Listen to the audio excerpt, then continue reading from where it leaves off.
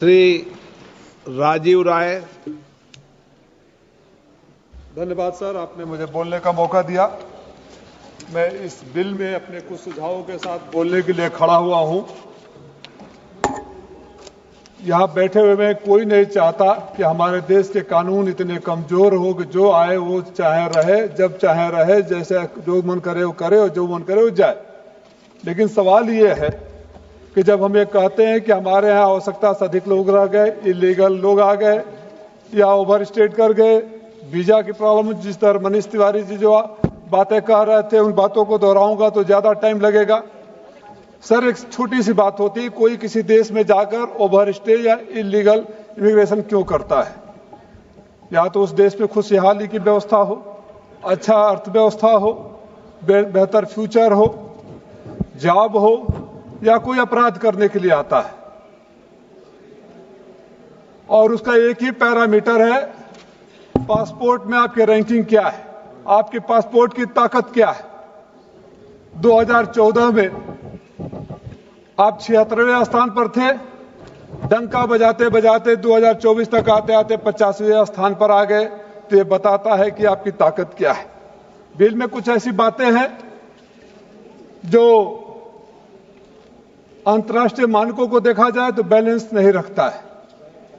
और उदाहरण के लिए हिंदुस्तान के लोगों के मन मस्तिष्क से वो तस्वीर अभी भी नहीं जा रही है जहां हमने देखा कि इलीगल इमिग्रेशन के नाम पर हमारे नौजवानों को हथकड़ियों और बेड़ियों में हमारे देश में वापस भेजा गया, और भी प्रधानमंत्री जी आने के बाद। और सरकार खामोश रही। मैं गृह मंत्री जी यहां बैठे हैं, हमारे हजारों लोगों को भेजा गया। अगर डंका बज रहा है, देश की व्यवस्था इतनी अच्छी है तो डंकी रूट से जाने की कोई जरूरत नहीं थी। लेकिन मैं एक बात कहना चाहता हूं समानता और आत्मसम्मान के नाम पर, कि अगर हमारे देश में एक भी अभी दिसंबर 24 में देहरादून में जॉशुआ इवान रिचर्डसन पकड़े गए थे सैटेलाइट फोन के साथ। हमारे यहां तो लोग रोजी रोजगार की तलाश में गए थे, सैटेलाइट वाला तो जासूस भी हो सकता है। 2023 में बिहार में पकड़े गए थे अमेरिकन सिटीजन जो नेपाल क्रॉस करना चाहते थे। गृह मंत्री जी, मैं आपसे चाहूंगा कि एक भी अगर अमेरिकन पकड़ा जाता है तो क्या वैसे ही हथकड़ियों में और बेड़ियों में आप वापस अमेरिका भेजेंगे, समानता का अधिकार रखेंगे, या सारे नियम कानून खाली हिंदुस्तान के लिए है? इसमें कुछ क्लाज ऐसे भी है जिसमें आपके इमिग्रेशन ऑफिसर को कोतवाल बना देता है, हेड कांस्टेबल बना देता है। No warrant required for arrest. Authorities can arrest without a warrant any person suspected of entering India without valid documents. Fine. All of us support nobody should enter in India without valid documents.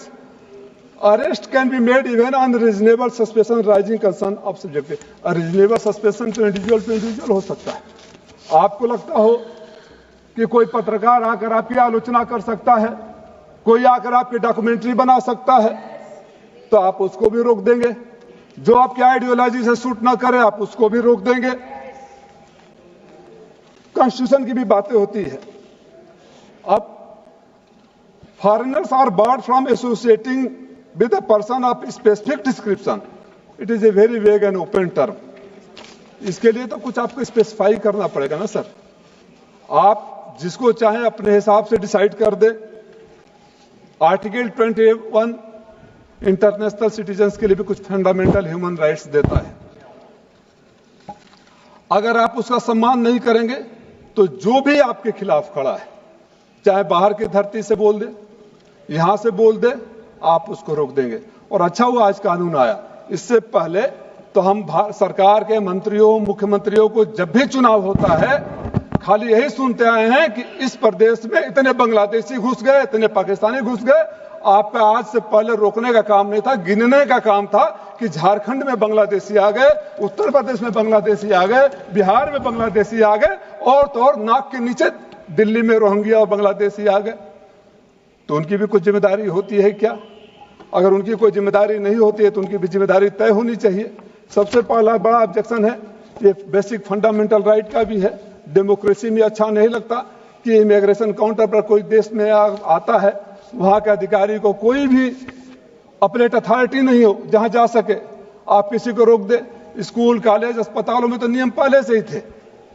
कोई आता है, admission लेता है, तो उसको commissionerate में या police अफसर में जाकर रजिस्ट्रेशन कराना पड़ता है। लेकिन ये जो डिस्क्रिमिनेशन है कि अगर अफ्रीका से कोई आए तो उसको आप एयरपोर्ट पर रोक ले, और कहीं यार देशों से मित्र जो हम तो एक तरफा मोहब्बत करते हैं ना सर, हम अपने आप में किसी को लंगोटिया यार बता देते हैं, भले वहां जाकर हमको बगल में खड़ा होकर बोल दे कि टैक्स रोग स्टेट है, इंडिया टैक्स एब्यूजर है। फ्रांस के राष्ट्रपति ने तो हम हाथ पकड़ लिया था, हम तो खामोश थे सर वहां। मैं ये चाहता हूं कि जिसमें इस बिल में जितनी भी डिस्पैरिटीज है, बहुत सारे पॉइंट, इतनी जल्दी मत करिए सर। देश sir, while national security must be safeguarded and the principle of proportionality must guide any restriction on a personal liberty, सब सजेशंस है। एक इंडिपेंडेंट अप्लाइड अथॉरिटी होनी चाहिए, जहां अगर किसी को डिनाई किया गया तो उसको अधिकार होना चाहिए, डिस्क्रिमिनेशन नहीं होना चाहिए, समानता का अधिकार होना चाहिए। और राजनीति के लिए, खास तौर से चुनावी राजनीति के लिए, घुसपैठिया शब्द, घुसपैठिया का नंबर न गिनाया जाए, उस पर ठोस कार्रवाई होनी चाहिए।